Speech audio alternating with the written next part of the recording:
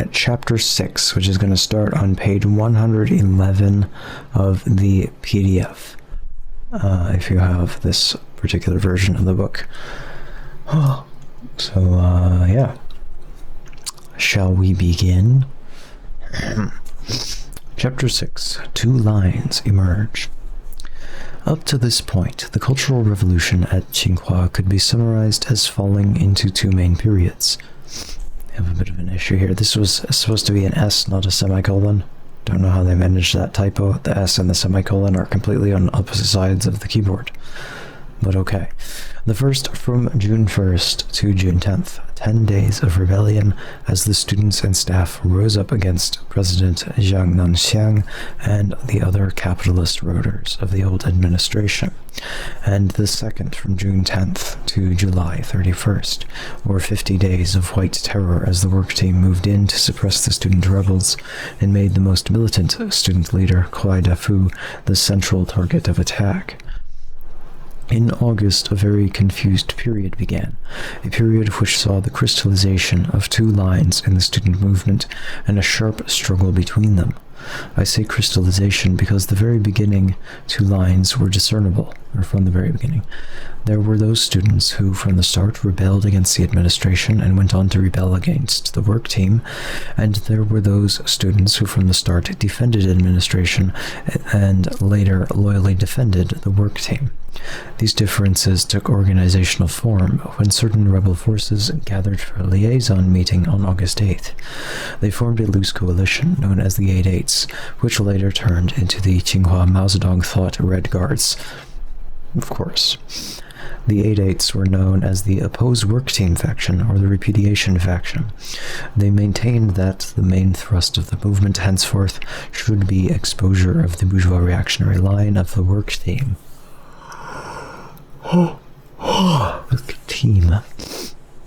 Certain loyalist forces held a liaison meeting of their own on August 9th and formed a coalition known as the 8/9s, which later turned into the Tsinghua Red Guards. So they're both calling themselves the Red Guards. The difference is that one of them refers to themselves as Mao Zedong Thought Red Guards, and the other one are just the Red Guards. The 8/9s were known as the Struggle Against the Black Gang faction. They maintained that the whole movement should get back on track and expose and repudiate the capitalist rulers of the old administration, such as Jiang Nanxiang.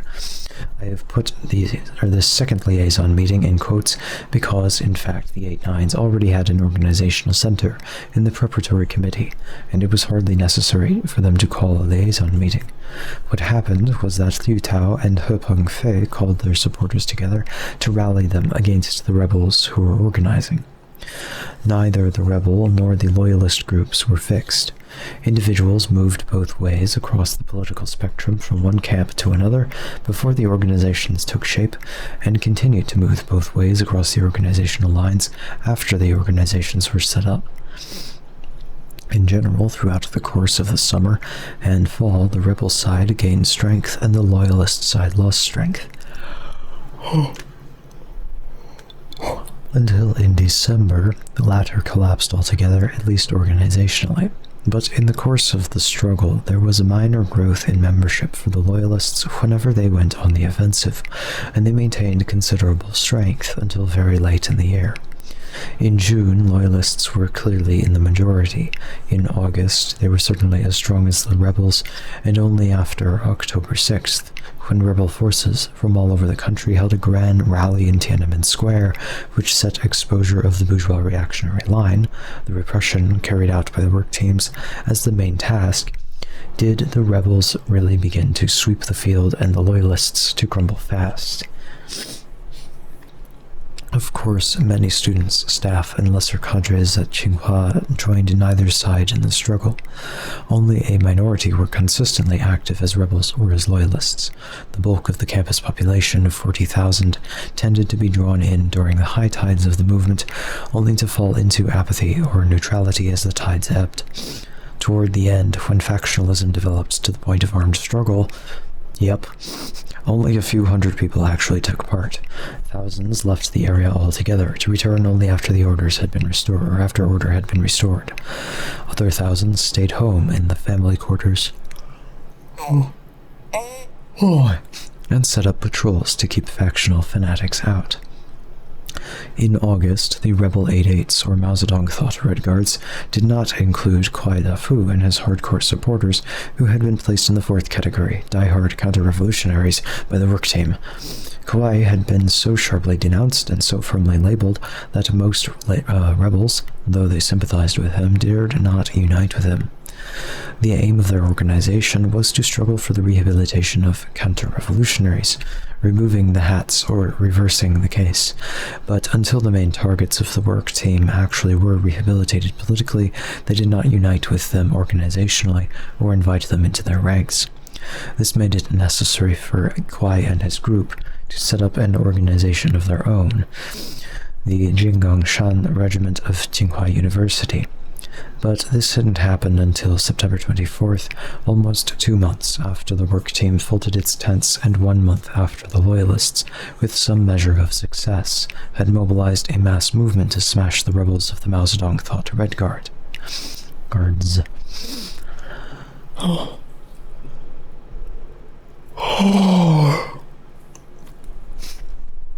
Whether to attack the work teams and their behind-the-scenes directors through an exposure of the bourgeois reactionary line, or to return to the original attack on capitalist rulers in power, was the issue that took the center of the stage all over the country as soon as the work teams stepped down. On July 30th, the day after the Tsinghua work team finally withdrew and turned over its powers to the artificially created preparatory committee, Premier Zhou Enlai arrived on the campus to investigate the situation. After several days of talks, he called for a mass rally on August 4th. This rally was attended by more than 10,000 rank-and-file people and by important members of the Beijing Party Committee and the Central Committee. In his speech, which was the main event of the day, Zhou Enlai said that the work teams had made serious mistakes in line, had called revolutionaries counter-revolutionaries, and had suppressed the mass movement. Instead of uniting the broad masses of students and staff to expose the capitalist rulers in power, they had turned the campaign inward against the students themselves, and had protected the few by attacking the many. This was none other than a bourgeois reactionary line aimed at protecting the bourgeoisie in power at Tsinghua and suppressing the revolution. Zhou Enlai went on to praise the student rebels for standing up to the work team and for exposing its repressive practices.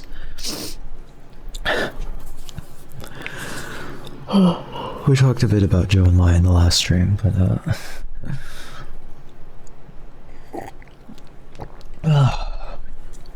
as you know, I am a mild fan of him. Just a bit. He seems alright.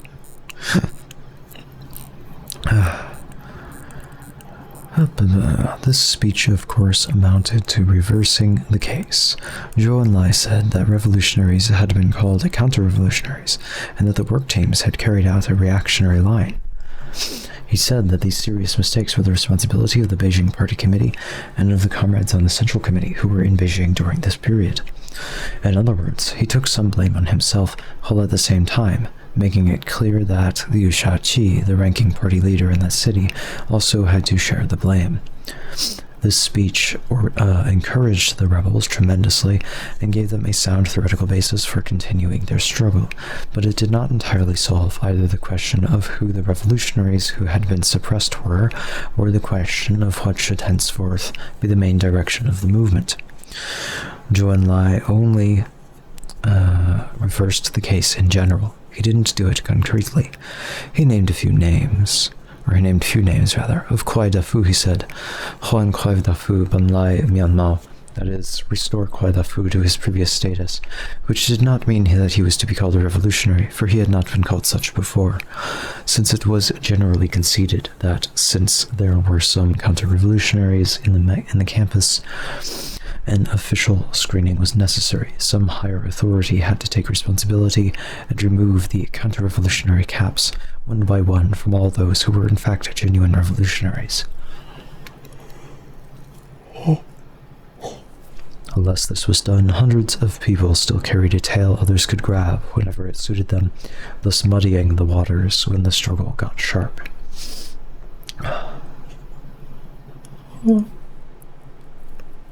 Oh boy. Oh. Furthermore, though Zhou Enlai made it clear that the work teams had made serious mistakes, he apparently did not make it clear whether in the future the mass movement should continue to expose these mistakes and seek their source, or should return to the attack on the capitalist roaders who had already been overthrown. The rebels, who gathered together for their liaison meeting on August 8th, felt that it was impossible to go on investigating the capitalist roaders without first getting to the bottom of the bourgeois reactionary line of the work team, which was in effect a form of protection for the capitalist roaders.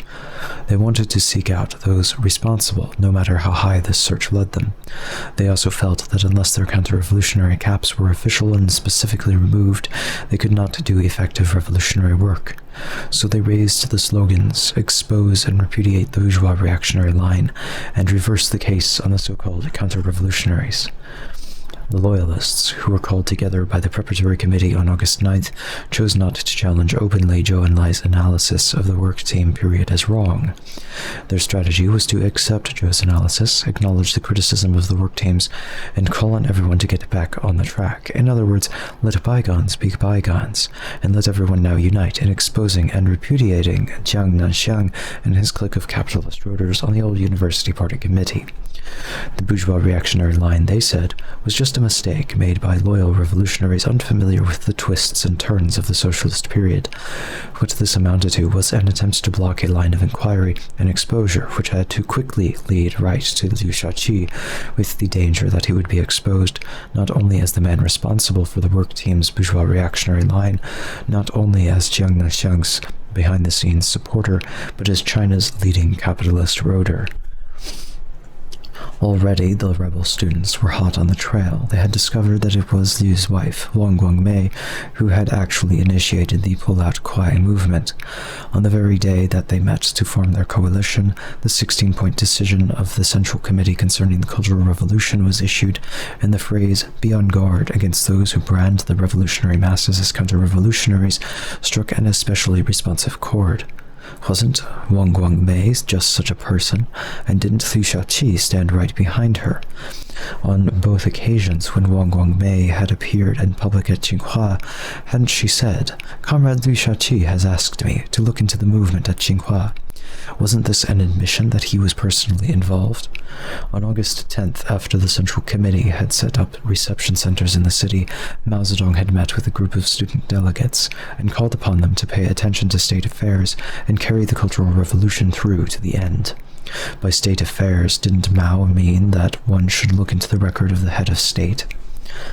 On August 19th, when the 8/8s held their grand rally to demand that the Central Committee reverse the case, fighting teams, one was called Sunflower, prepared the way with bold posters that said such things as, "Wang Guangmei is the #1 political thief of Tsinghua, and behind her stands a big umbrella. And look where all the renegade threads lead to." Both posters pointed to Liu Shaoqi. The latter referred to the hundreds of young communists who in the 1930s had been released from Kuomintang jails after they capitulated by signing statements repudiating the Communist Party, and were then put to work as trusted cadres by Liu, who had arranged the whole deal.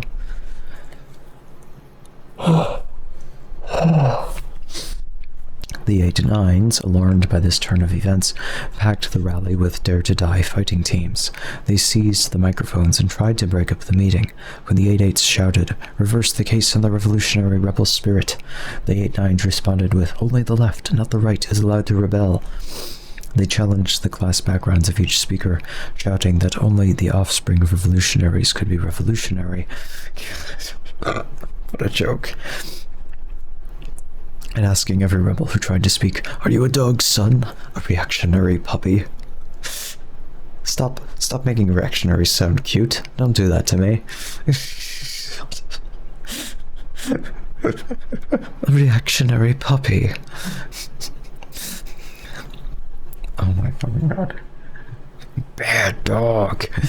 When the meeting did break up, they mounted a huge parade and wound through the campus shouting, "We will never allow the rightists to overwhelm the sky." On August 23rd, an editorial in People's Daily called for overthrowing anyone who opposed Mao Zedong thought, no matter how high his position, no matter how great his prestige, and no matter how long he has worked for the revolution. To the rebels, this was obviously another reference to Liu Shaoqi. Hadn't Peng Zhen already been overthrown? If the call was to overthrow people of still higher position, who could be meant other than Liu? Thus, they argued more vehemently than ever and came into sharp conflict with the 89 loyalists, who once more denounced them as counter-revolutionaries and sons of dogs. The debate had no sooner ended than the rebels wrote in huge characters on the road, "Liu Shaoqi must be removed as head of state," and put up posters that made little attempt to disguise their target. "Liu Tao, Wang Guangmei, ? Liu Tao, your mother says." What of it?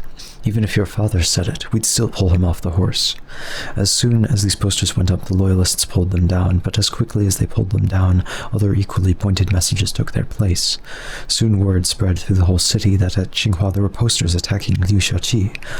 Thousands came to the campus to see them, and this intensified the struggle between the student organizations.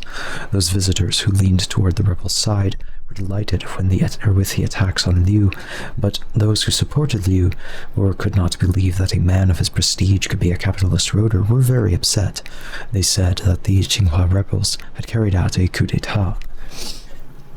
How does one carry out a coup d'etat while doing nothing but protesting? Explain.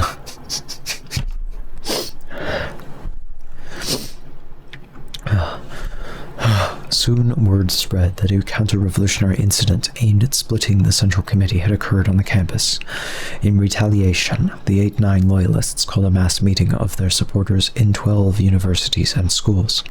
On August 24th, thousands of people gathered at Tsinghua Middle School on the north edge of the campus and, under the leadership of He Pengfei, issued an important proclamation. It said that their newly organized Tsinghua Red Guards, the 89s, would take full power on the campus to prevent a so-called right-wing takeover.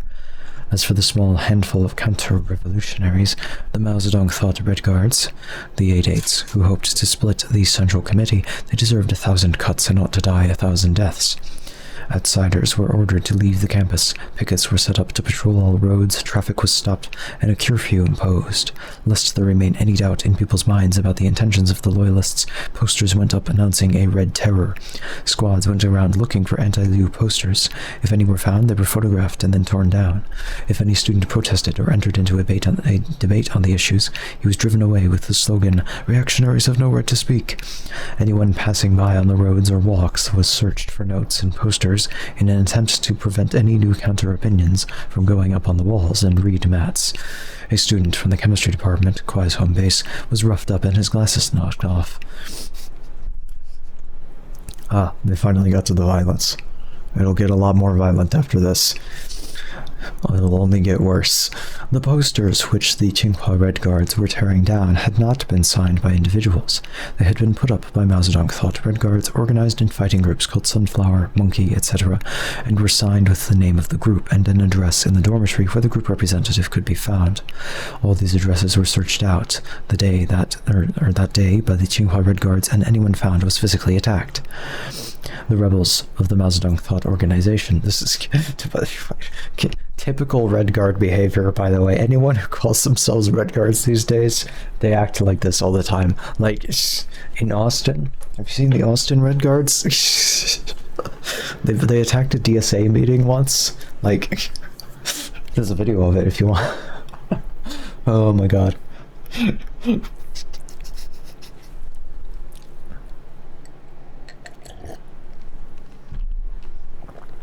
I will show, at the very least, in the case of the DSA meeting, well, the DSA is actually counter-revolutionary, so I mean,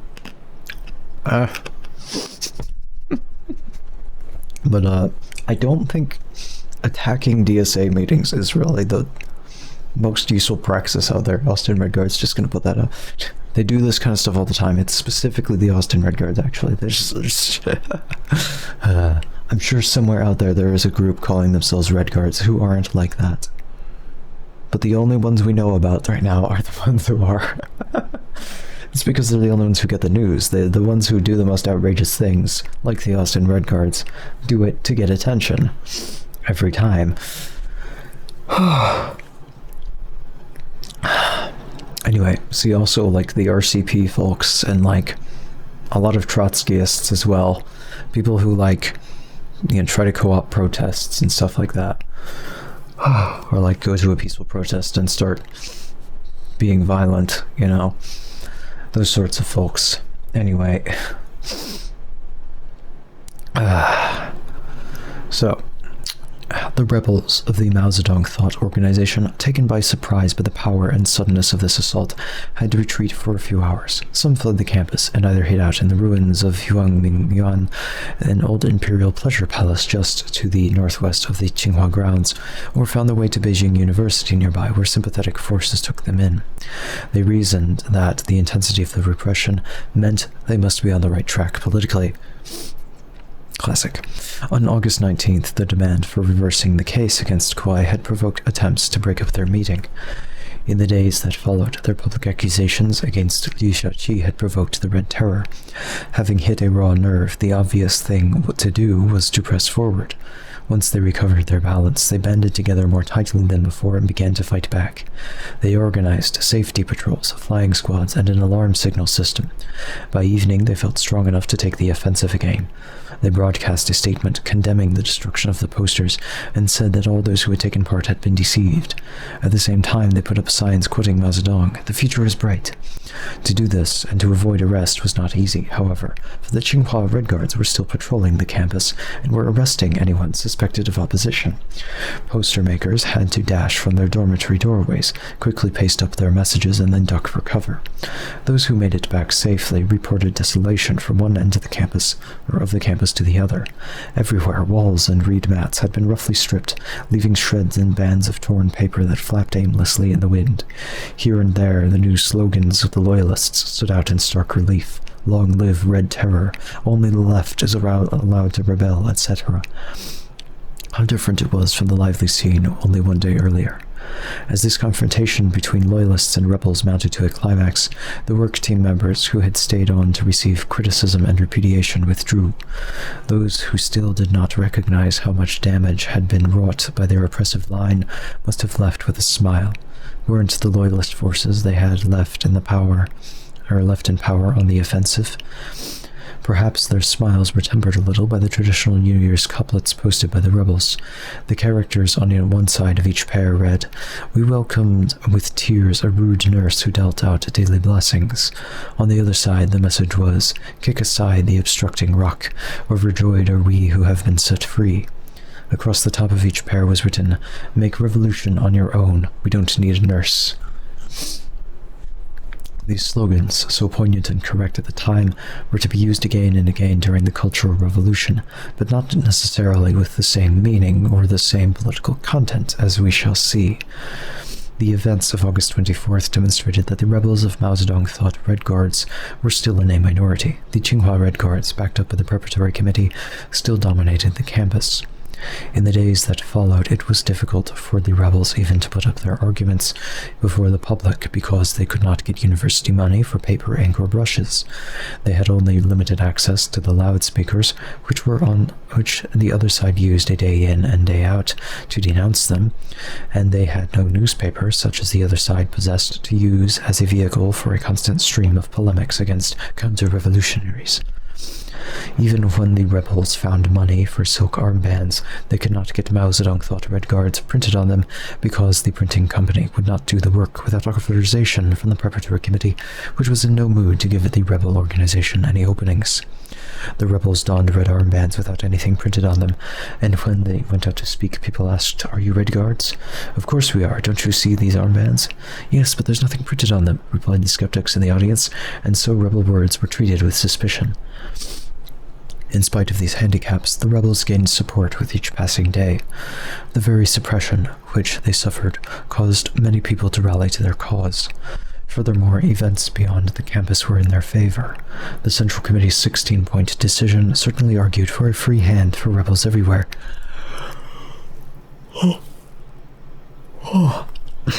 And condemned those who, in order to suppress the mass movement, called revolutionaries counter-revolutionaries.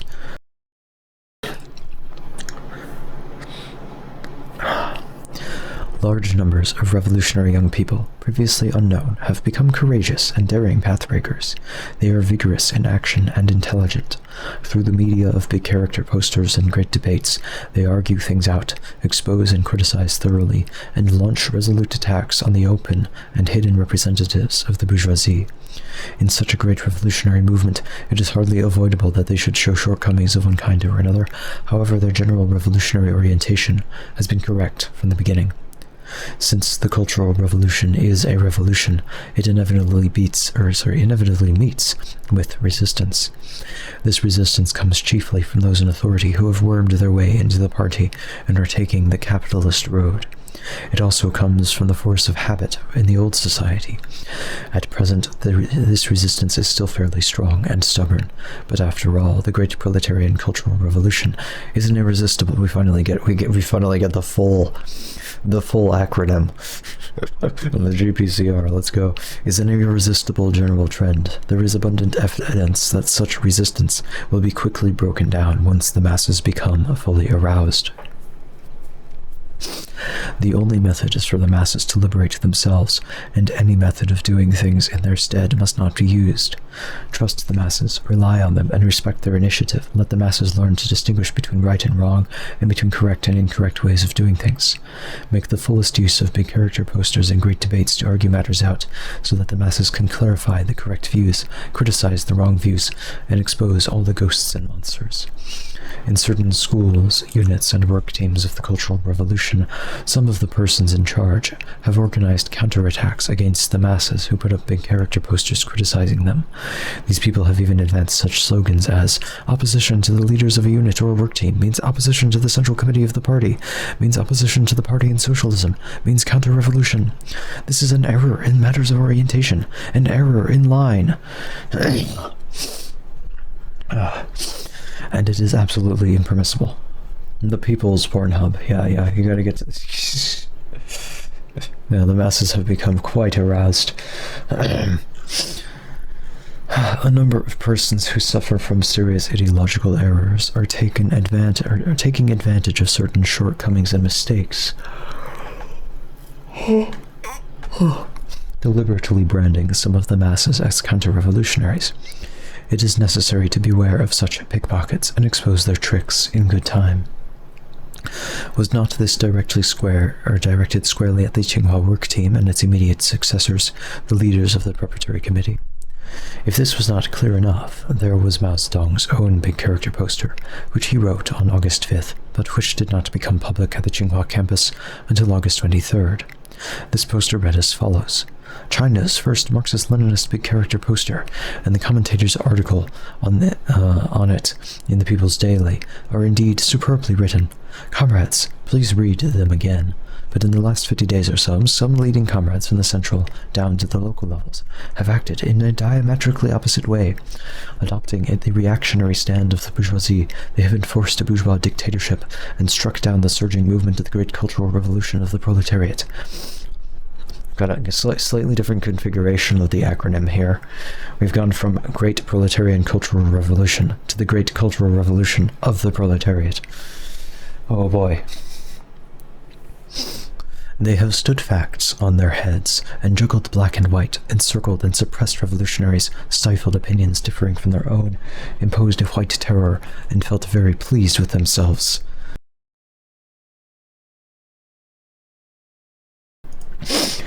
They have puffed up the arrogance of the bourgeoisie and deflated the morale of the proletariat. How poisonous, viewed in connection with the right deviation of 1962.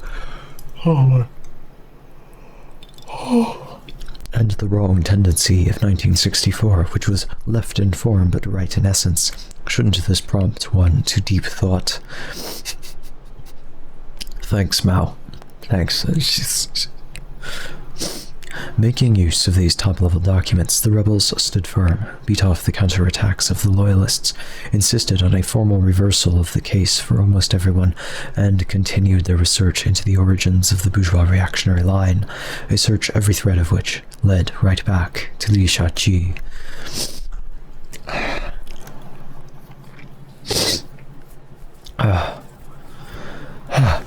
This firmness on their part, together with the thrust of the documents from above, began to disintegrate the opposition, attract and pull individuals from the loyalist to the rebel side, and mobilize many who had up till then been passive. One big factor in all this was the experience Tsinghua students had as they went out on liaison assignments to the far corners of the country. Students from all organizations went out, but everywhere they found that the mass movement was being suppressed by local authorities. Long after the work teams had been withdrawn in the Beijing area, they were still riding high in many regions and localities, and in some localities where work teams had been withdrawn, local party committees were still actively suppressing their left critics. Oh, wow, we did the chapter in like half an hour. Wait a little longer. Anyway, let's continue while we wait for that. So here we go, chapter 7, Student Liaison. On the Xinjiang train, all that was coming over the loudspeaker was old music, said Ju. No study of Mao Zedong thought, no political content. We were fed up, and went to find the head conductor. The Red Guards are going to take over your broadcasting station, we said. The conductor saw us coming, so fresh, so brash. What could he do? Okay, he said, run it as you like, but don't break the equipment. He took us to the broadcasting compartment and showed us how to use everything. We organized 3 programs a day, reading articles on the Cultural Revolution in Beijing and on the revolutionary rebel spirit of the students at Beijing's Middle School No. 36 and at Tsinghua University. The passengers supported us. Y'all, they hijacked a fucking train. Kind of. They hijacked the speakers on the train. Nothing else. Some funny things happened. We went through the records to find some that we could play. We found one entitled Xinjiang People, Xinjiang People. Xinjiang, I'm gonna become the Joker. Like, my consonants are all fucked up. Xinjiang People, praise Mao Zedong. I put it on the turntable, but after a few notes, the needle jumped the groove and made a loud screech. They were using records on a train, y'all. We stopped the record, replaced the needle, and started again, only to have the same thing happen all over again. It was the record that was damaged. It had long ago been set aside, but when the chief conductor heard the screeching sounds, he came running from one end of the train, while the assistant conductor came running from the other. They thought we had broken their precious machine. Even though we explained again and again that it was all due to a messed up record, they wouldn't leave after that.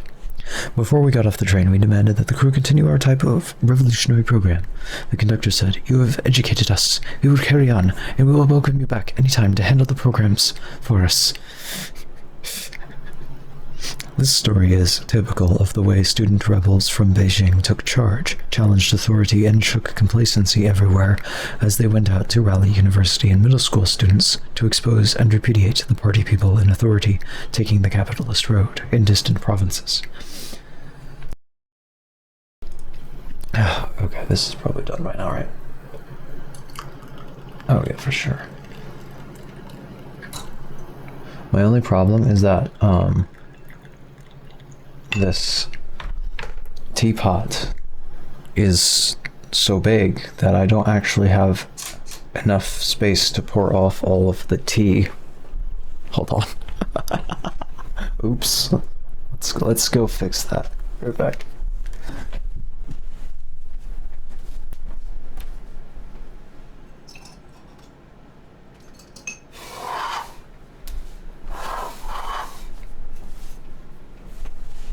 Hopefully this isn't too dirty. I don't know, I haven't cleaned it, but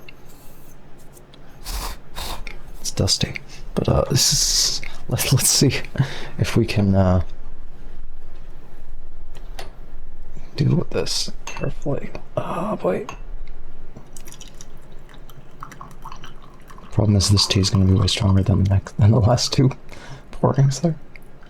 Okay, anyway. There. A little bit silly, but it'll work, I guess, for now. Boy. Yeah. I have 3 teacups ready to go. Anyone wants some? Oh boy. It's gonna take a while to cool down too. Okay, anyway. This would be a really bad time for this to like fall off the desk or something, because it's just full of water. It's full of hot tea. Oh my god. Okay, anyway. God, this stuff looks really dark. Okay, anyway. All of my informants had gone out at one time or another on such missions. Among the first to go was Zhu, who was elected by comrades in his department to join a group of 20 traveling to Tianjin University, where the rebel faction found itself hard-pressed in the second week of August. It is doubtful if the pressure on the Tianjin rebels was any greater than that felt at the time by the students at Tsinghua who went to their aid. The difference was that at Tianjin University, the party committee was still in power, had thrown its support to a loyalist group, which it had helped to set up, and was suppressing by administrative measures the activities of the rebel minority. The latter, grouping together as the August 13th Red Guards, tried to march to Beijing to put their case before Chairman Mao. They managed to break out of the loyalist encirclement on the evening of August 12th. Then, before they had marched halfway to the capital, a special train sent by the Central Committee picked them up. The concern shown for the rebels by the country's leaders convinced the Tianjin authorities to modify their attitude. This should have been an important lesson to people in power elsewhere, but they were slow to learn it. Repression continued unabated in many places. I know what I can do. Oh god, it's hot. Fuck. Oh god, this is hot. I knew this would happen.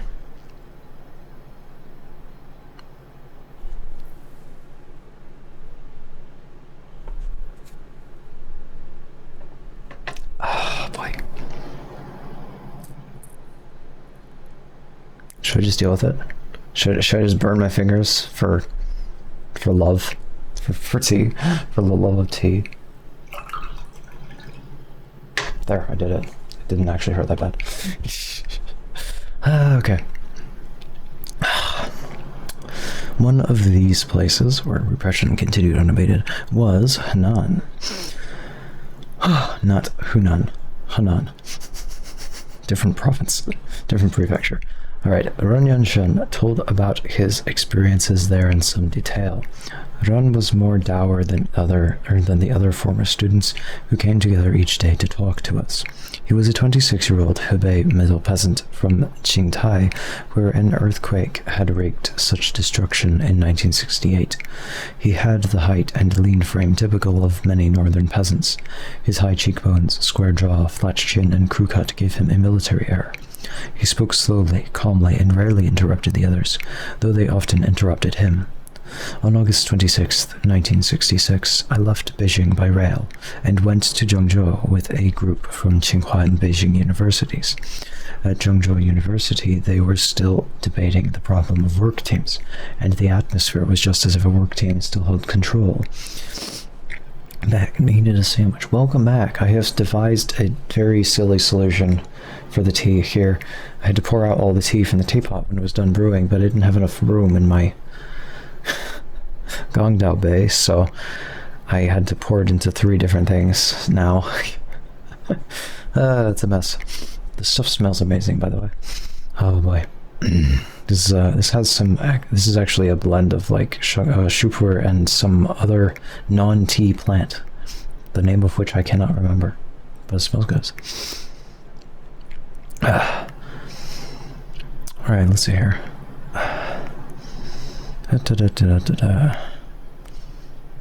Each speaker had to be approved, and each one spoke for an hour or more. The problem under discussion was whether Dong Yuanshan, the Kwaidafu of Zhengzhou, was a counter-revolutionary or not. When the work team was still at the university, he had opposed it. They had called him counter-revolutionary, and he had gone to Beijing to appeal. We 3 students from Tsinghua were disgusted with all the long speeches. The next night, another endless debate began. About halfway through the evening, we couldn't bear it any longer, and we demanded the right to speak. But we weren't allowed time, so we sent a note up, This is no debate meeting. It was signed by the Beida Tsinghua liaison group. When this note was read out, it sent a ripple through the hall.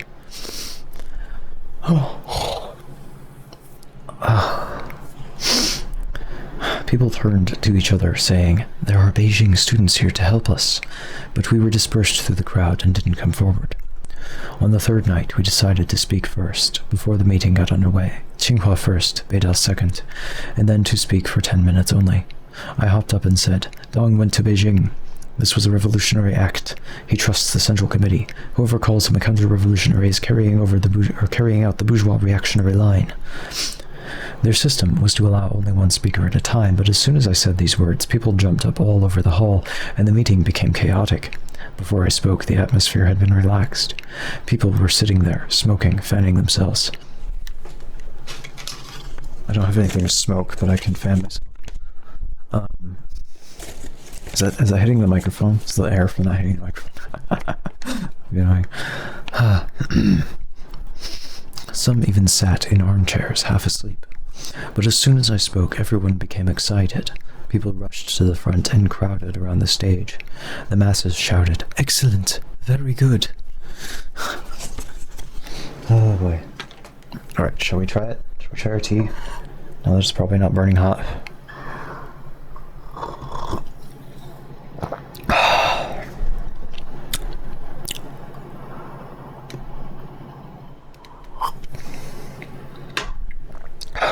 Drinkable.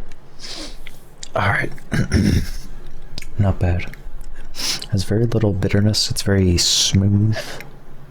Nice, yeah, anyway, good texture on there. It could be a little thin though, I think. This stuff is more, thick. The stuff in this one, because this was the last. I poured this out last from the teapot, which is not ideal. You usually want to evenly distribute so that the tea is equal strength in each of them when you're pouring from a teapot.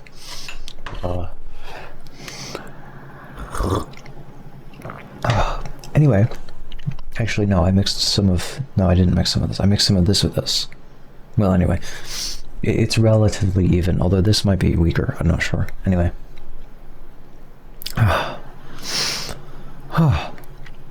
Alright. So...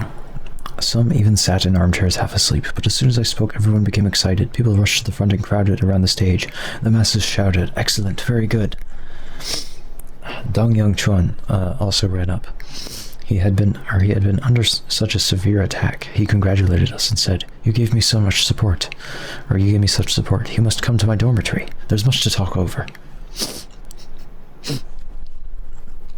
But when the meeting was over, those who opposed us wouldn't let us go. They wanted to debate with us and defeat us. The Zhengzhou University Cultural Revolution Committee, the group that had welcomed us to town and had found rooms for us, was very upset. "We welcomed you, but you gave support to the other side."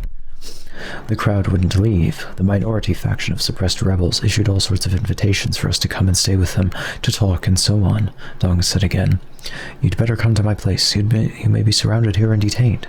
But we said, "Never mind, we'll stay together." The same night, Ji Dongqi, Vice Secretary of the Henan Party Committee, came to find us and ask what we thought about the issues.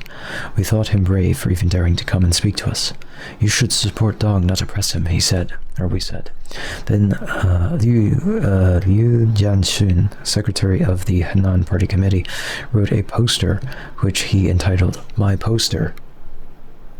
This is a kindergarten project. "My poster" at the top of the poster. It said that Dong's trip to Beijing was not bad. The poster went up the very evening that we spoke. The next day, Liu met with all of us from Beijing. The Henan's Cultural Revolution Committee people broke in saying, "You have Dong's side represented here? Why not let us join?" They plastered posters all over the room. "Saving gods. Get out of here. Go back to Beijing. Blabbermouths. 10 out of 10 are wrong." Liu told them they were very impolite. "I have guests here from Beijing. We are trying to have a serious discussion." We complained that his attitude was not clear. Though he had gone so far as to say that Dong's act was not counter-revolutionary, he wouldn't say it was revolutionary.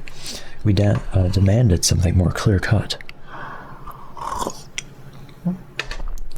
Outside, people were milling around, shouting, "Bombard Liu!" They were angry because he wouldn't let them in to disrupt the discussion. "You see," he said, "just talking to you has enraged them. Work is very hard. I haven't slept for days." After some discussion, we left, but the loyalist faction surrounded Liu and wouldn't let him leave. Those of us from the Beijing Liaison Group, the Beijing Liaison Group, then split up according to plan. I went to the Chengzhou Technical School. As soon as I got there, the loudspeakers began to blare. "The Beijing Red Guards are here to make a report."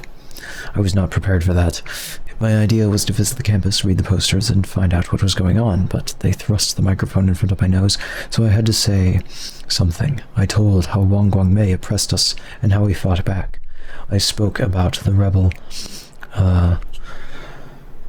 spirit and how important it was. Then the rank and file of the other faction crowded around the debate, to debate the Dong question. We didn't want to debate this, so the situation got tense. Wherever we went, people said they wanted to debate, but actually what they did was to surround and detain us. It was no debate at all. The Henan Party Committee then issued a statement. "The attitude of the Beijing Red Guards is revolutionary. No one should oppose their activities." This was a great boost for us. The minority side, the suppressed rebels, all came to tell about what had happened to them, how they had not been allowed to leave Zhengzhou, and travel to Beijing. Without letters of introduction, they couldn't get on the train. So we said, "We'll take your problem to the Henan Party Committee." Liu had said that we were welcome to come to find him any time. But when we got to the party committee offices, we couldn't get in. We demanded entry, but the guards refused. Finally, Wang Wei-chun, another vice secretary, came out to face us. "The Cultural Revolution is a movement," we said.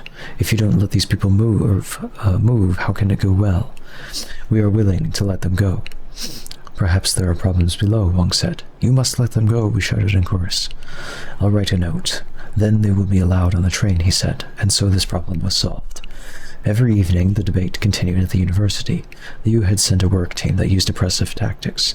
When he was exposed, he made a self-criticism and admitted that it was wrong to send the team, but he also said he thought the Henan University Party Committee had done a lot of good work, and that was why he had protected it. This upset many people. They attacked him for not taking a clear stand, and the meeting dissolved in disorder. "Now's the time to mobilize the masses. Now's the time to let all the problems out," we said. Nobody dared openly to defend the Communist Party Committee, so both sides went to debate with Liu. That evening, more Beijing Red Guards arrived, and the debate continued into the small hours of the morning. Liu was heavily criticized. He shook hands with us and said, "It's good to bombard me. If I am a man, the truth can do no harm. If I am a devil, I can't run away. I welcome your criticism."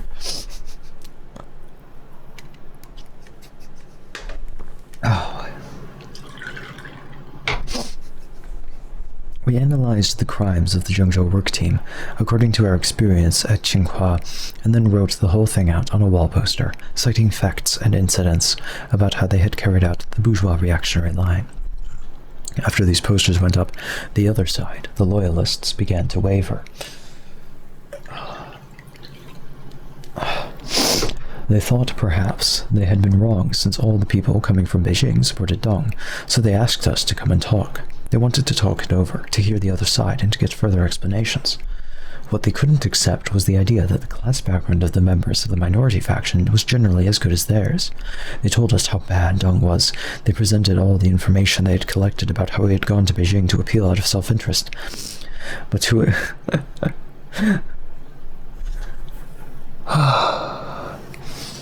lot of folks surprising the masses with what the masses think. What do you mean by that?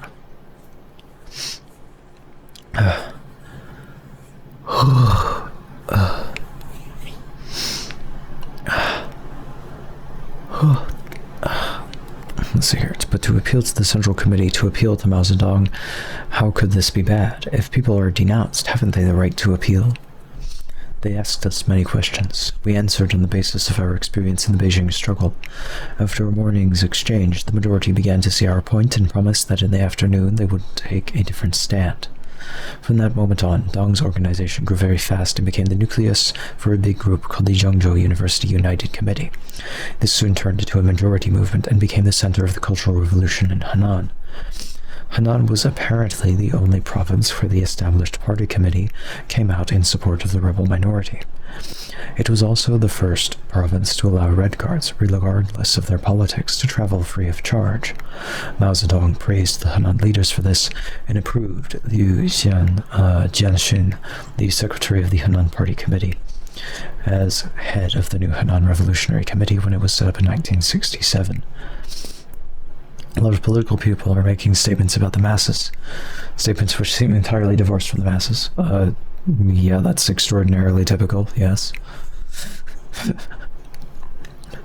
You'll see at the end of this book, spoiler alert, it is in fact the actual masses who have to come in and intervene at Tsinghua University and deal with the problems there. It is true that there is one side that is clearly more on the side of established centralized political power, and there is the other side, the sort of rebel factions who are against that. However,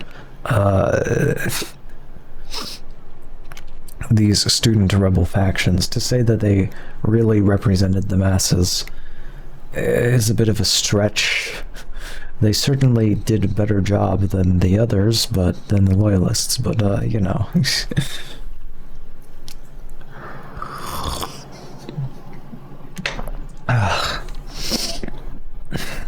Let's see here.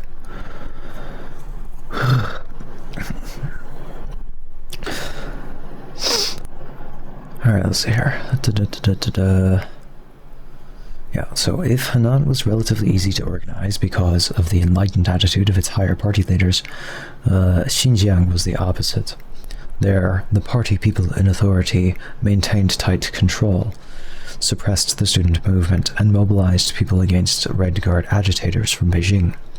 Zhu, after he returned from his work in support of the August 13th group in Tianjin, went off to the northwest of August 18th. He went with an elected group of student militants, similar to the one that had earlier visited Tianjin. At the time, the Red Guards still adhered to the inheritance theory, so that all those chosen for the trip were of working class or poor peasant background. Oh my god, what a joke.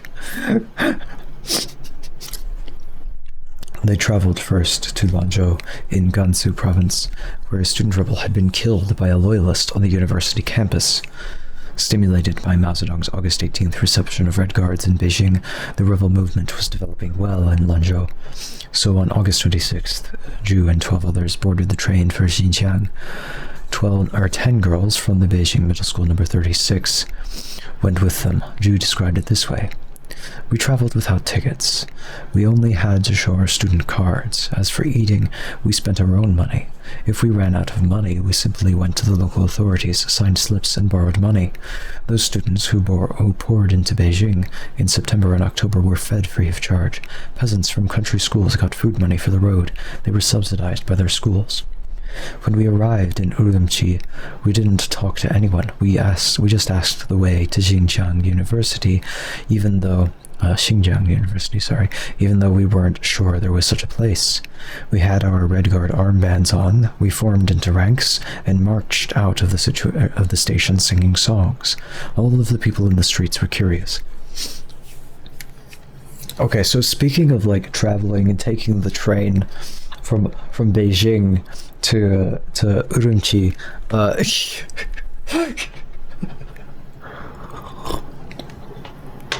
can I bring something up? I just want to bring something up.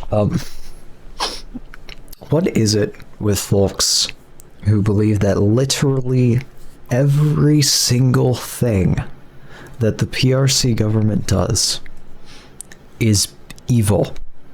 What is up with this? Like, they're like, oh, they're gonna build a high-speed rail line from Urumqi to Beijing, and this is somehow bad.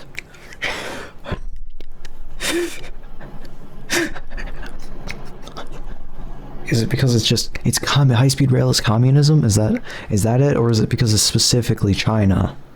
I mean, they have high-speed rail in Japan, and nobody ever criticizes that, do they? Maybe some people do, but usually they don't. Where's that picture where it's like Thing, in general, no reaction. Thing, Japan. Oh my god. Thing, China. Ugh. Yeah, that thing. That's what's happening, right? People are like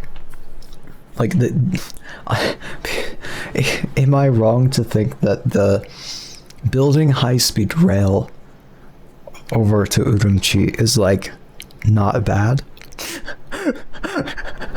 Of all the things that the PRC is doing in Xinjiang province, that one is not a bad one. Am I wrong?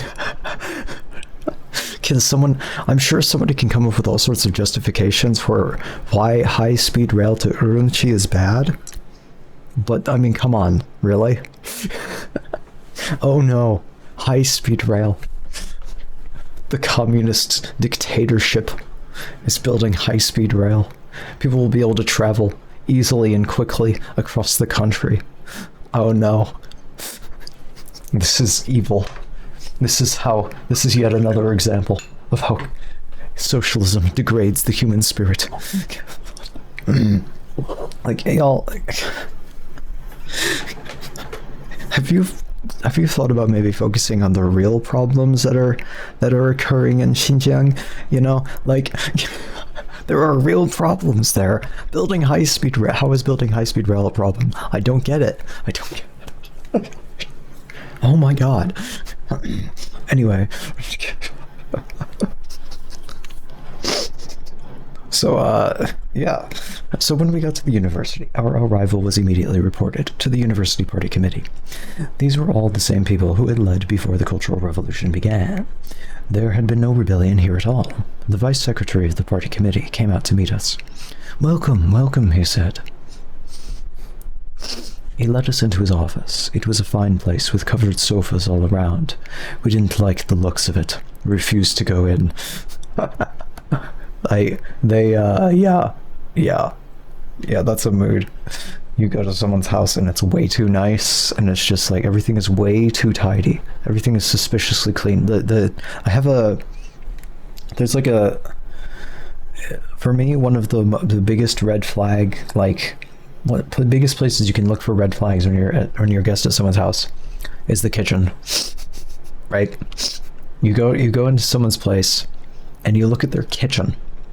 Is it ridiculously clean and nothing, like everything is hidden? There's no appliances or pots or pans anywhere. The drying rack is completely empty or even hidden by itself. You know, everything is gone. There's nothing out. They don't have their coffee maker out. They don't have any electric kettle, or they don't even own any electric kettle. They don't even have salt.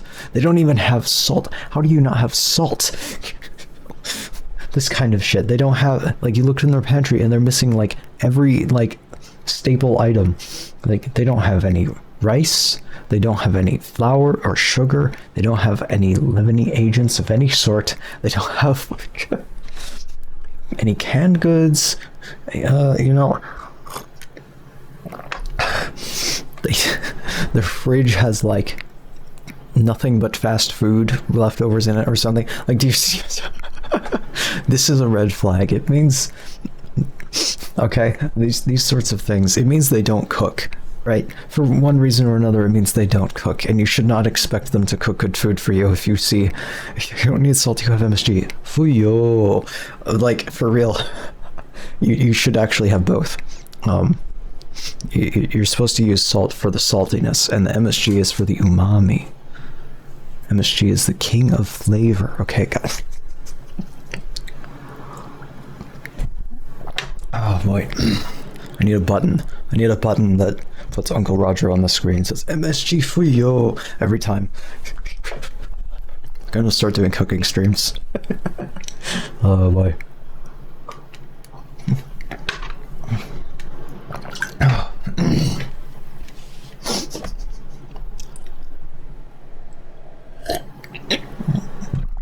Jamie olive oil. Oh boy. No butter is another big red flag for me. No butter. Really? You don't have any butter. You have margarine? Really?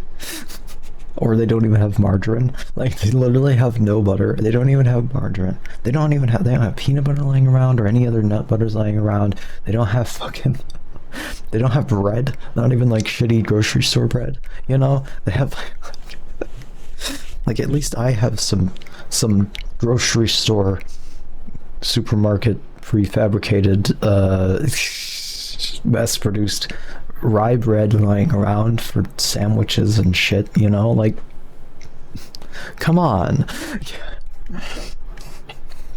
It's clear that they just don't cook at all. Maybe they have milk and cereal.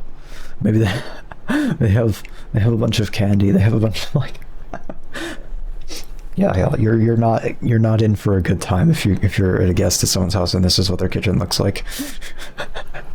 If they plan to cook for you, if they plan to like get good food from a restaurant, that's okay, fine, you know. But if they try to cook for you, they're gonna make some horrible abomination. They're gonna take like several boxes of dollars of fucking like Kraft mac and cheese, or no, Walmart brand mac and cheese, and they're gonna put it in a casserole dish, and they're gonna dump I don't know, several slices of Kraft singles.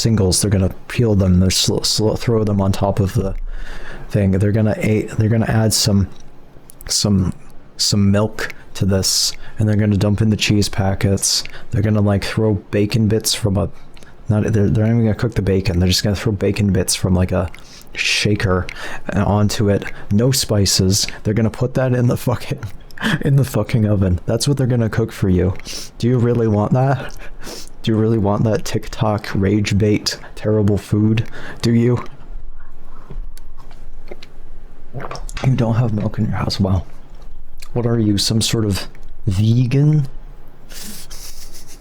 I do have half and half. I specifically myself, I use half and half. That's what we have.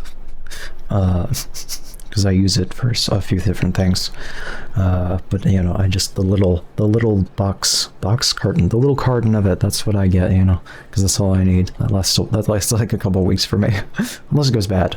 If it manages to go bad after a couple of weeks, that's pretty sad. Because I mean, or like before a couple of weeks, that's pretty sad for half and half. That's pretty bad, yeah. But yeah. Oh boy. Anyway, so So they went into this guy's office, and it's just way too nice, you know. And they're like, "Let's just hang out in the hall." Right? You go to this. It's not comfortable. It's not comfortable. You know, there's something else to eat. The lactose in the. I see. So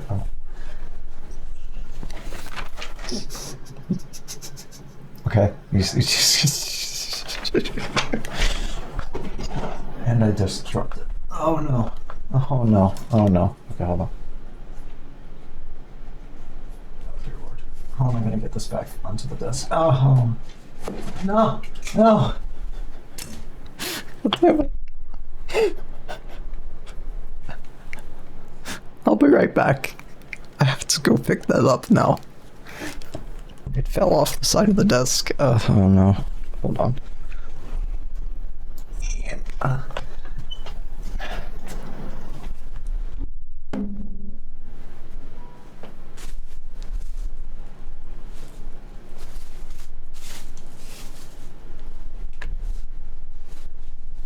I'm going under. Gonna go crawl under the desk. I'll be right back.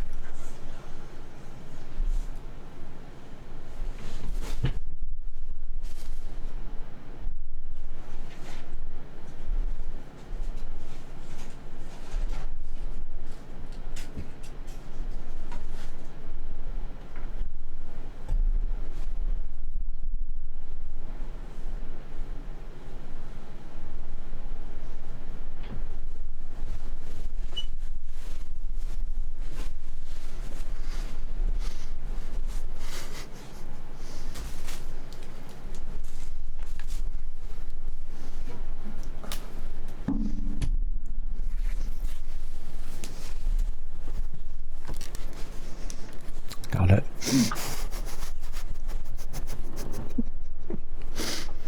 Just pretend that didn't happen.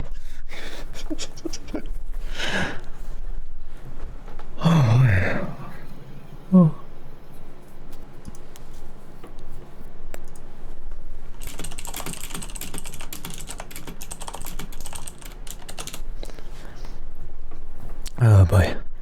Okay. So anyway, where are we? Oh boy. Okay, so instead of going into this guy's super fancy, bougie-looking office, you know, like this is really so. My dad, I think. So he before he retired recently, he'd been working in university administration at a couple different universities, you know, and so I distinctly remember they tried to give him an incredibly fancy chair, like this big fancy leather thing, for his office at the job that he just retired from when he started. I remember this. And he refused. He's like, no, this is just way too fancy. I can't do this. So this guy, who's this guy? The vice secretary of the party committee over at Xinjiang in Urumqi here has a way too fancy office. Apparently, he's not like my dad. Anyway, all right. So they didn't go in. We sat out in the hall on our bedrolls and sent a few people out to arrange some place to stay, preferably an ordinary classroom. But when we were finally shown our quarters, they had been fixed up with armchairs, spring beds, and woolen blankets. It was an attempt to co-opt us. Okay, so like, as someone with perhaps over-the-top levels of hospitality, perhaps uncommon levels of hospitality, okay? You know, I don't know, but I, you know, am instinctively, essentially, you know, I'm very well trained to treat guests nicely, assuming they are welcome guests, at least. Right, even if they're not particularly welcome guests, you know, it is true. Yeah, it does give you a bit of, you can use that to your advantage a bit. You can use the hospitality, that's true. Like, you could treat someone really nice and try to, you know, use that to try and convince them of something, you know, that you disagree with.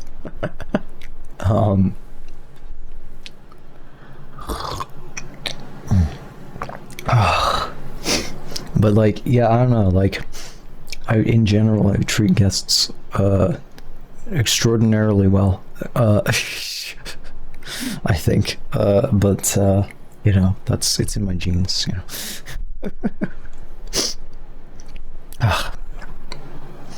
Since we had no other place to go, we decided to move in for the time being. By that time, our arrival had been reported to the Autonomous Region Party Committee, and on August 28th, a man came to see us. Also, guests, it does indeed include random people who show up to rob me, if that ever happens. You know, if they can be talked down, I will offer them food and shit. I'm too nice. It's the anarchist in me, I can't help it.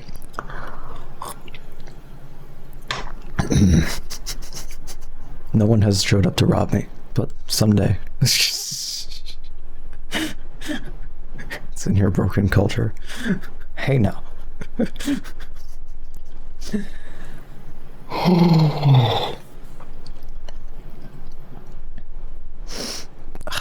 Alright, let's see here. Southern hospitality. Hey, no, I'm not from the South. It's not that. It's not that type of hospitality. No. Southern hospitality is like backhanded. It's like not. It's not the same. No. Mine comes from a place of like legitimate caring for human well-being and such, regardless of, you know, differences or whatever. Like, I'm not going to treat someone badly, you know, like that. It's just silly. Like, there are certain people who I wouldn't, this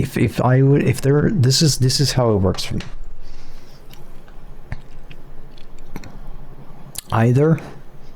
I would accept you as a guest, and then at that point, I would treat you as well as I can. But there are people who I would not accept as a guest.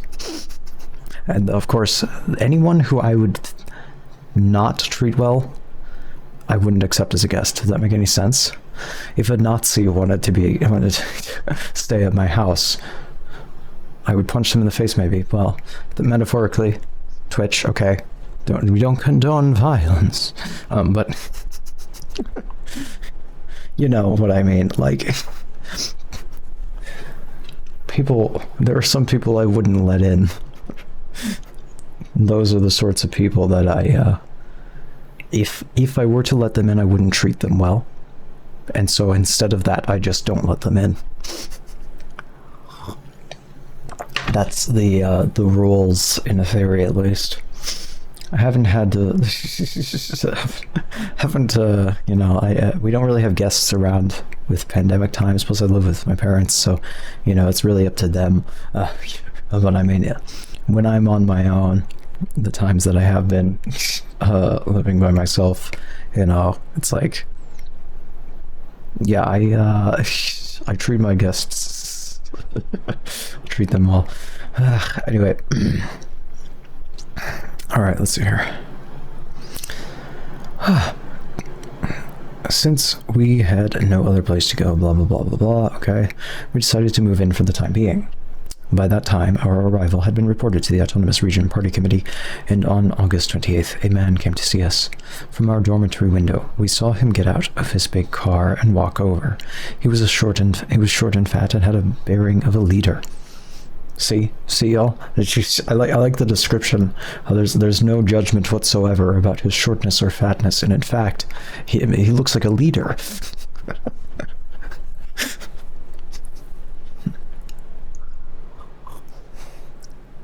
Ooh, it's just a description. It turned out to be Wu Guang, vice chairman of the Autonomous Region and vice secretary of the party committee. We stand body neutrality. Anyway, he was the number 3 man in Xinjiang. We had already heard from the students at the university about the bourgeois reactionary line in their school. This was one of the cadres responsible. "I'm sorry I didn't come to welcome you yesterday," he said. "Maybe these quarters are not so good. Perhaps you should move to the People's Liberation Army Reception Center where things are more comfortable. We would like to show you some of the sights of Urumqi." I don't know why he has this accent. What type of ads? "Have you tasted our melons? The melons of Xinjiang are very famous." Anyone want to taste our melons? You want to taste our melons, y'all? We got all right, fine. Let's check out the melons, the famous, very famous melons of Xinjiang.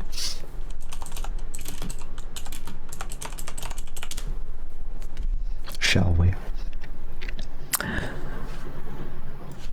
I spelled melons incorrectly somehow.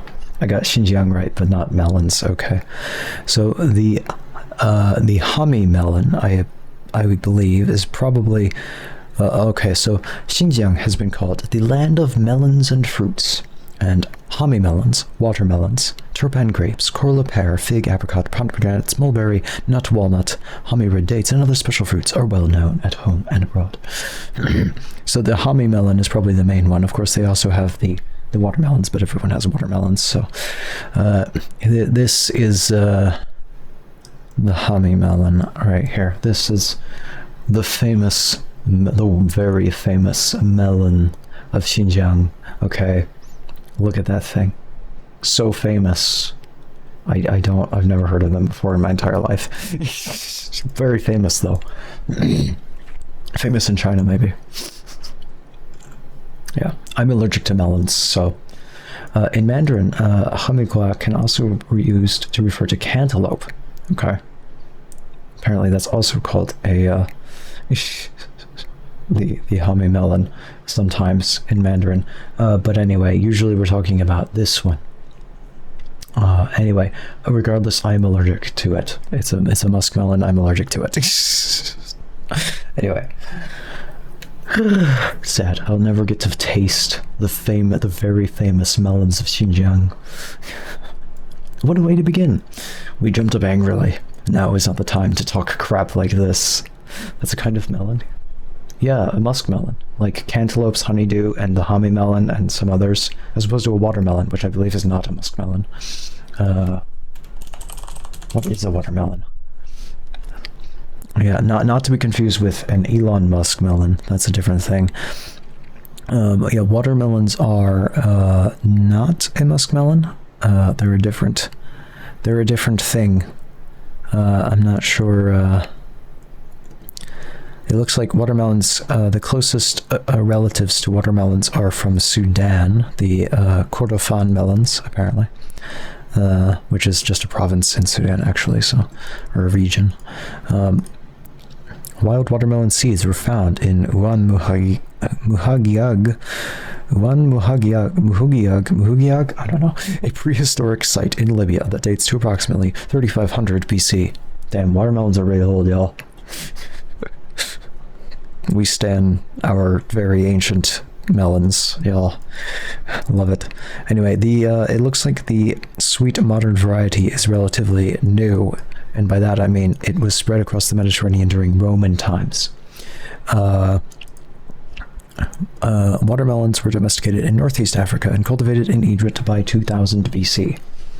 So, based, okay.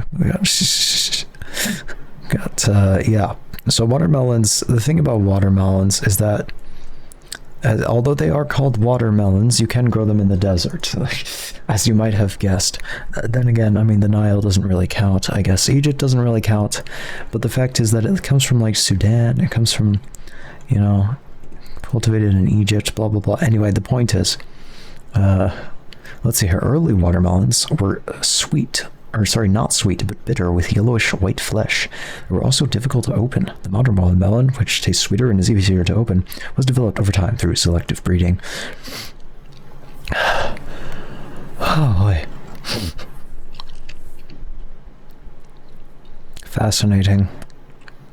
Yeah, apparently the Kordofan melon from Sudan shares with the domestic watermelon loss of the bitterness gene while maintaining a sweet taste, unlike other wild African varieties from other regions, indicating a common origin, possibly cultivated in the Nile Valley by 4360 years before present. So they must have found some sort of writing or something talking about, or maybe some residue from a melon, I don't know, from 4,360 years ago, specifically, because it's a very specific number, so I assume they actually have a record of it. That's cool. Anyway, watermelon fruit is 91% water, similar to human water levels. We are also close to that. Or just watery sacks of meat, y'all.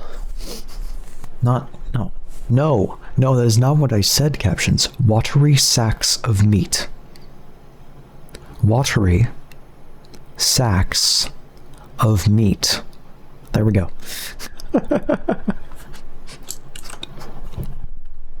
Thank you, captions, for finally getting that. Anyway, so we jumped up angrily. Now is not the time to talk crap like this. Don't tell us about your very famous melons, you rube.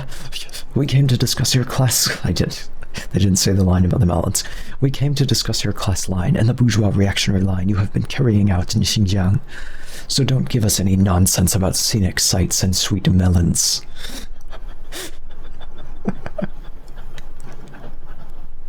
Boy. I love these guys.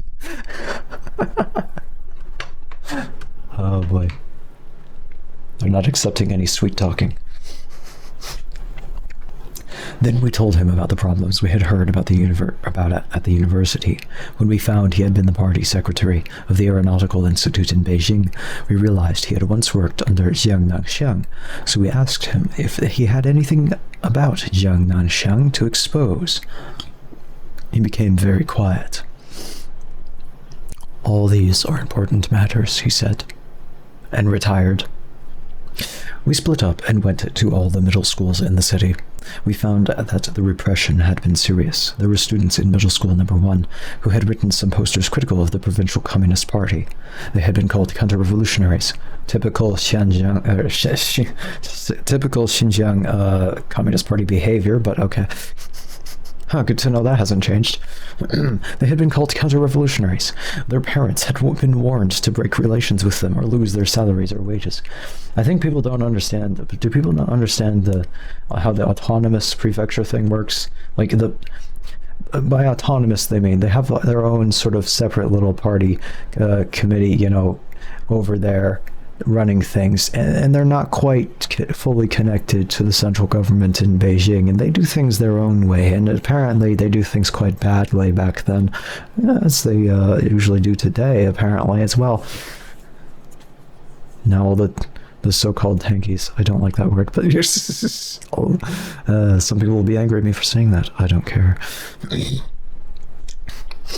Everywhere we went, we were surrounded by people shouting, "Long live Wang and Mao!" Wang and Mao was a chairman of the Xinjiang Autonomous Region and secretary of its party committee. Yeah. We were in the heart of a little independent kingdom. Yep. That's Xinjiang for you. For better or for worse. Clearly, the party committee of the region was not carrying out the decision of the 11th plenum, which stated that the work teams should be withdrawn. Instead, liaison personnel had been sent out to all the schools, and these people played the role of work teams. We decided that we had to see Wang and Mao himself. We crowded, all 20 of us, into the reception room at the party committee offices. We demanded an audience with Wang. "Who are you?" asked the clerk in charge. "We are Red Guards from Beijing." This man checked in the halls outside, then led us to a second reception room. A bunch of people came out to shake hands. Among them we recognized Wu Guang. Opposite me was Wang and Mao. "Our work is in accord with the directives of the Central Committee," he said. "The work teams have been withdrawn. Of course, many problems still remain. We welcome your criticism and suggestions." Then we brought up what we knew. We charged them with saying one thing but doing another. As we talked, 4 secretaries sat behind us and took notes, jotting down everything we said. They also recorded our discussion on tape. At the beginning, Wang and Mao had a smile on his face. But as we talked, his face changed color. We demanded that he send people down to check up on the work and solve the problems of repression that had come to our attention. "If you don't do this," we said, "you may turn into your opposite. From a revolutionary, you will turn into a counter-revolutionary." We went back to our quarters, but we no sooner got there than many people came to debate with us. They called us rightists from Beijing, who stank so much at home that we couldn't stay there, and so came all the way to Xinjiang to make trouble. In reply, we wrote 2 posters, "Bombard Wang and Mao," and "Support the middle school students who are in rebellion." Just to be clear, they actually added this as a footnote earlier. I didn't read it, but I thought it was absolutely hilarious that they legitimately added this as a footnote. The term bombard, when we're talking about translations of these common slogans about bombarding X from the Cultural Revolution, does not refer to literal artillery attacking. It does not bombardment. It is not about the literal artillery bombardment. Okay, just to be clear. In case you couldn't tell, that they're talking about yell at them, protest them, you know, attack them politically, verbally, you know, it's like and in writing. That's what it means. When Mao said bombard the headquarters, he didn't mean bring out a bunch of artillery and literally bombard the Communist Party headquarters, though that would have been hilarious. I mean, terrible, just terrible. To be fair, in 1959, he did say that if the Communist Party continued to have the problems that it was having, and it did, he would literally go out to the countryside and start another peasant rebellion against the Communist Party. He ended up not doing that. Not exactly a man of his word on that particular thing, but but hey, it was a good speech. It was good rhetoric, right? "I will literally go out and start another revolution against you if you don't shut the fuck up." It wasn't actually shut the fuck up. He was actually telling people to not shut the fuck up. Specifically, he was telling people to criticize him more, because people kept treating him like a god and like not and refusing to ever criticize him because they wanted to like gain personal status in the party. He was very angry about that. The problem is, it's really hard to deal with that once that happens. Once you're in that position, you're screwed. You can't do anything about it. It's just going to get worse and worse. Everyone is just going to keep competing, starting to fight with each other over who's the better Mao supporter, who's really the proper revolutionaries who are fighting with real proletarian spirit along the line of Mao Zedong thought. You know what I mean? Yeah. Anyway, that's that.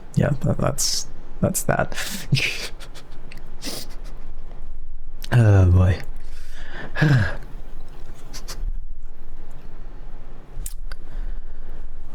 Oh boy. So anyway, just to be clear, it's so funny to me, they actually put a footnote in to explain that they didn't literally mean artillery bombardment. It's like, really? Do you really need a footnote? Oh boy. Anyway, bombard Wang and Mao. Support the middle school students who are in rebellion. Then lots of rank and file people came to find us. The more we looked into the problems, the more serious they seemed. Fanatics, you say. Some of them were perhaps legitimate Mao fanatics, but most of them were just doing that to outcompete everyone else and make themselves look like the real. They were the ones who were really on Mao's side, and everyone would contradict each other while at the same time saying that they're the ones following Mao Zedong thought.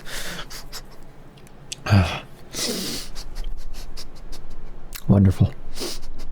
They really just wanted personal power in the party and whatnot. That's an alliteration. Personal power in the party. Wow. There was a lot of corruption. As Mao himself said, I think he called it. Let me just check something. Hold on. He had a specific line for this kind of thing. Bourgeois or petite bourgeois fanaticism. So I mean, you did say fanatics, yeah. So let's see here. He says there is a bit of petite bourgeois fanaticism, but not all that much. This was in 1959. There was a lot more fanaticism after that. He's talking about. He shares this little story of himself here about a reporter. So this is what he says. When I was in Shantung, a reporter asked me, "Are the People's Communes good?" ? I said, "They are good." And he published it in a newspaper.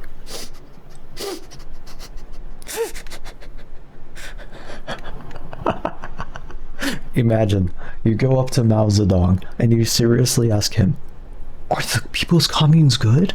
And he's like, "Yes." It was his idea. Of course he's going to say it, right? Like, what do you expect? Yeah, they're good. Okay, that's the end. And then they publish that in a newspaper like it's news. So he says, there was a spot of petite bourgeois fanaticism there, too. In future, reporters should keep away. Yeah?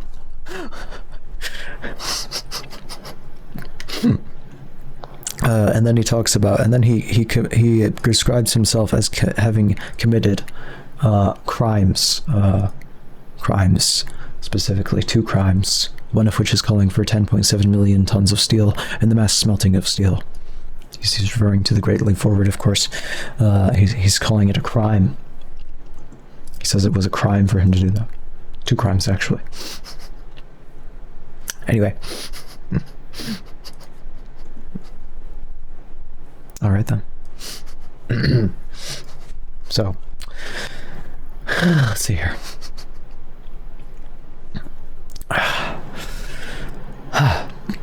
They said to support the middle school students who were in rebellion. Then lots of rank-and-file people came to find us. The more we looked into the problems, the more serious they seemed. Not only were the local rebels under attack, but the attack came down on our heads as well. No sooner did we put up a poster than we were surrounded by people demanding to debate with us.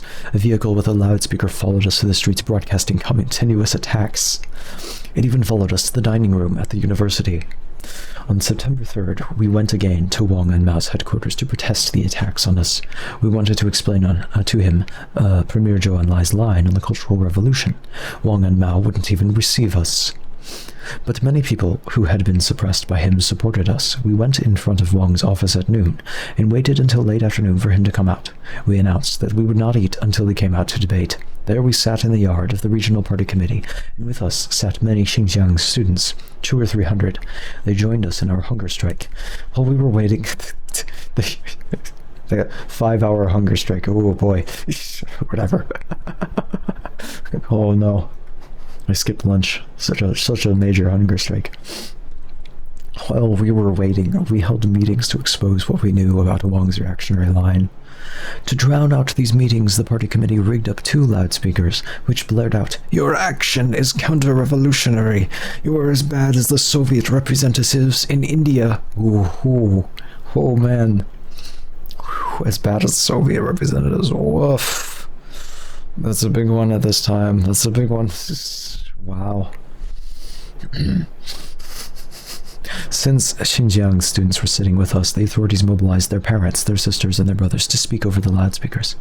"I am your mother. You must not allow counter-revolutionaries from Beijing to deceive you.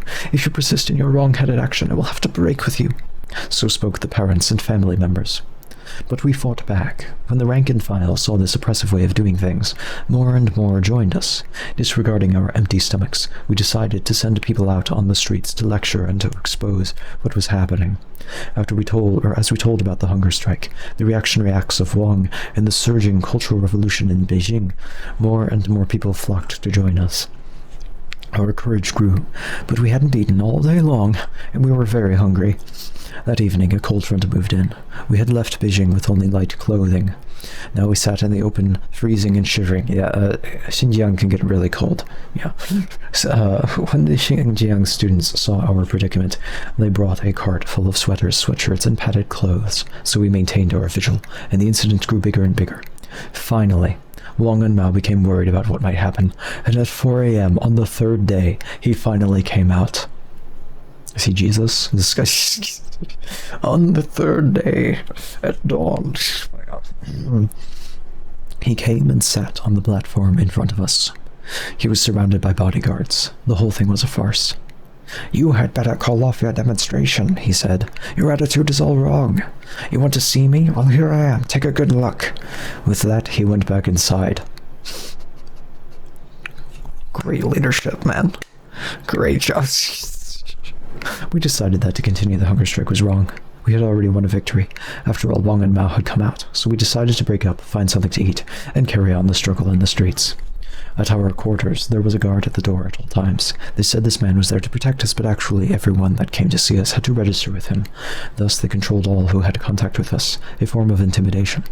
When visitors got home, they had to explain why they had come to see us.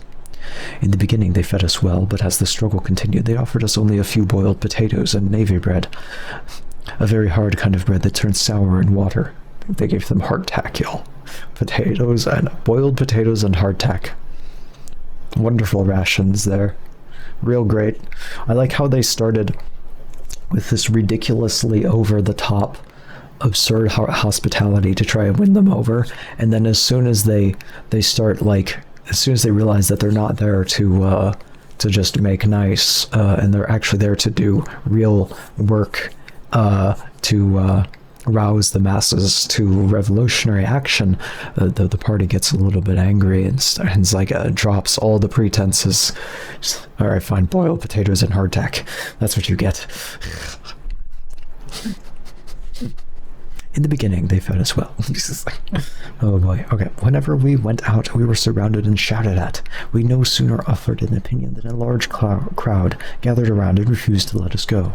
All these people looked like cadres, not rank-and-file people. They obviously did this in an organized way. After we had debated thoroughly with one, another stepped in to take his place, and so it went on endlessly.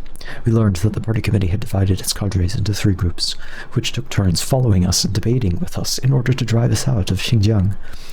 After the weather turned cold, the party committee gave each of us an old sheepskin cloak. Wrapped in these old cloaks, we sat on the ground and debated. But the cadres wouldn't let us leave to eat, to drink water, or even to go to the toilet. Once 4 of us were surrounded and held in debate for 10 solid hours. Suddenly, 2 middle school students pushed their way through the crowd and handed us some large cakes to eat. "You people are going too far," they shouted at our opponents. "At least let them eat." Others on the street joined in then, shouting, "Let them eat, let them eat." The cadres tried to restrict us in other ways too. We found it hard to get paper, and we couldn't get the use of a mimeograph machine. We got together enough money to buy one, but all the stores swore that they had none in stock. So we learned our lesson. We tried walking into a store, looking around casually until we saw what we wanted, and then saying, "We want this machine." At this point, the clerk went to find the manager. The manager came in and said, "This machine has just arrived. We don't have any price on it yet. We can't sell it."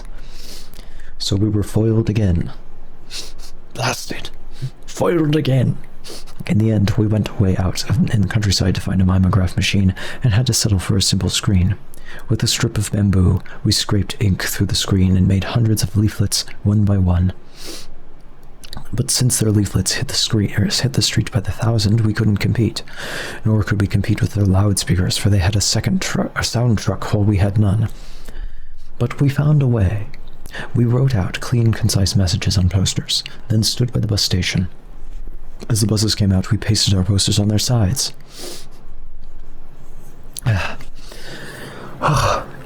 Since the buses ran all over the city, we got our points across to the whole population. We had trouble with the Uyghur language, though. They write from right to left. We didn't know that, and we printed their leaflets backwards. Classic.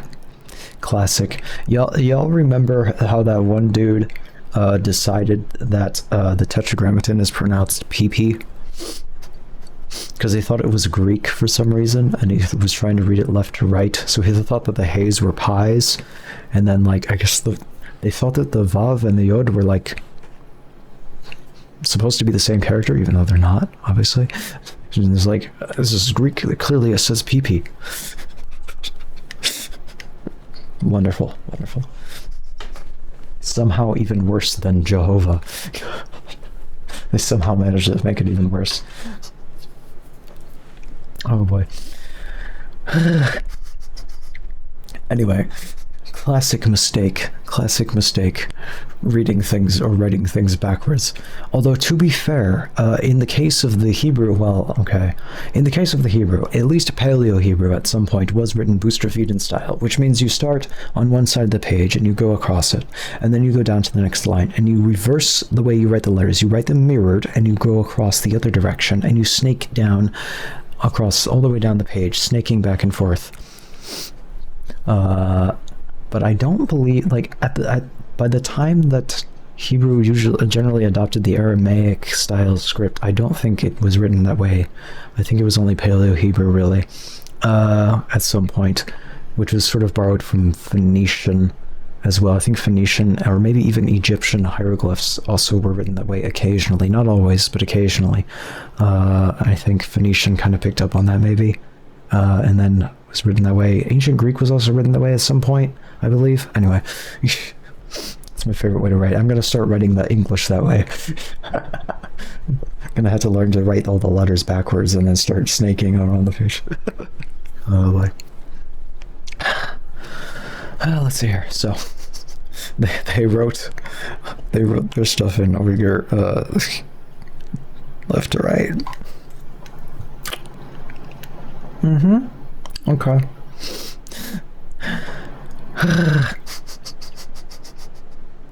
We were so busy during these days that we got almost no sleep. When we got too tired, we took cat naps in our sheepskin cloaks and then woke up and went to work again. The authorities spread all sorts of rumors about us. They said we were the sons of capitalists and landlords, and on September 9th, security headquarters prepared warrants for our arrest. But just at that time, the People's Daily called on the workers and peasants to support the revolutionary students. To arrest us would have been too brazen. They pulled it back. The warrants were never used.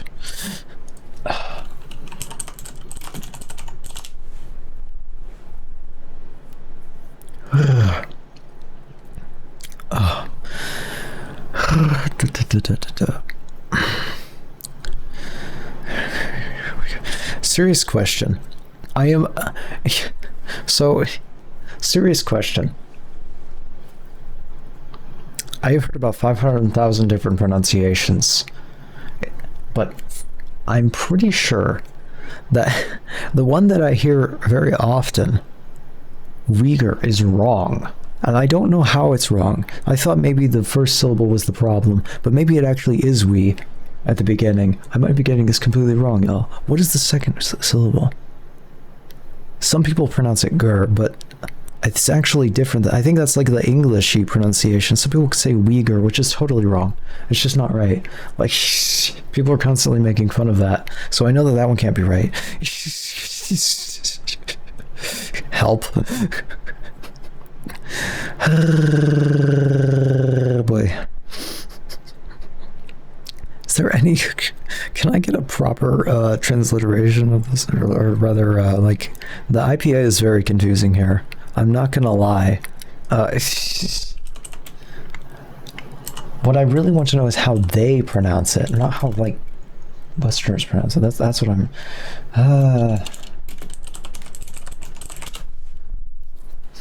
Blah, blah, blah, blah, blah, blah, blah. Fucking Turkic languages, y'all. Turkic languages, what a pain. Okay. Okay, I found a video that is somehow 7 minutes long.